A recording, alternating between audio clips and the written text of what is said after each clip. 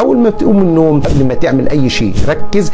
النبي صلى الله عليه وسلم ليه سنه، السنه دي مهجوره عندنا كتير قوي. يمكن من المرات القلائل اللي اطلع واقول لك لو سمحت شير الفيديو دوت او انشره.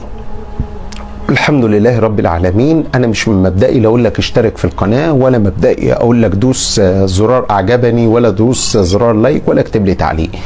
اللهم لك الحمد، لان العبره عندي تبليغ رسالة ما هيش مشاهدات أبدا، والعبرة بالقلة اللي يصل إليها الفيديو بس تعمل بيه. لكن عايز أقول لك إن أنت لو سمعت مني أو من أي داعية فاضل، سواء بتحب أسلوبه أو ما بتحبوش، سواء متفق معاه أو مختلف معاه، أي حاجة عن سيدنا النبي صلى الله عليه وسلم من السنن المهجورة، فاوعى توقف الفيديو عندك وشارك الفيديو على قد ما تقدر وانشره في الخير. ويا حبذا لو تحفظ كل كلمة فيه وتروح تبلغها للناس بنفسك.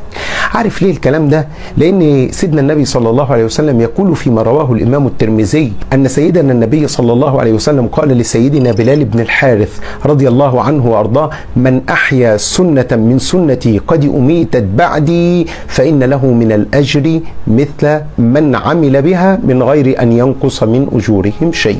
فالله أكبر. أنت متخيل حضرتك تيجي يوم القيامة وتلاقي ميزان حسناتك مليان بأجور أنت مش عارف جات لك منين، فيجوا الكتبة يقولوا لك علشان فلان الفلاني ما عرفوش، يقولوا لك أنت ما تعرفوش لكن ربنا عارفه.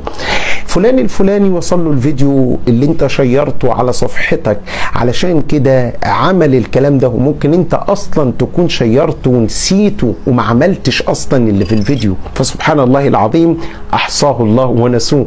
ويا سلام لو جمعت الحسنيين وانت عملت بيه ونشرت الفيديو كمان.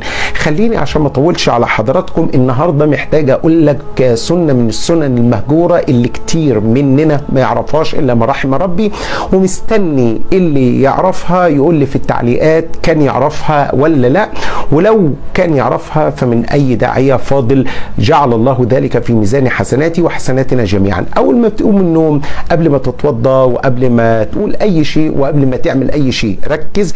النبي صلى الله عليه وسلم ليه سنة، السنة دي مهجورة عندنا كتير قوي. حضرتك تقوم ماسح وشك كده بايدك الاتنين، تمسح النوم عن عينيك، وبعدين عارفينها دي يا شيخ؟ ايوه، تقول الحمد لله الذي احيانا بعدما اماتنا واليه النشور. برضك عارفينها يا شيخ.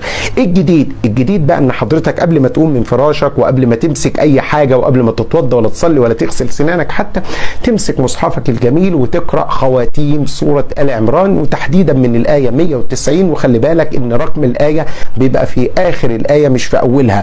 وتحديدا من قول الله تعالى: ان في خلق السماوات والارض واختلاف الليل والنهار لايات لاولي الالباب، لحد اخر الصوره. وبعد كده قوم اعمل اللي انت عايزه، تقوم تتوضى وتصلي، تقوم تروح شغلك، تقوم تصلي بقى الضحى، تقوم تعمل اي شيء زي ما انت عايز. طب افرض يا شيخ انا ما بعرفش اقرا، امسح النوم عن عينك كده بايديك وقول الحمد لله الذي احيانا بعدما اماتنا واليه النشور. ويا حبذا لو تجيب الايات دي من 190 لاخر سوره ال عمران مسجله بصوت قارئ تحبه وتشغلها. فالانسان السامع كالشارب والقارئ كالحالب.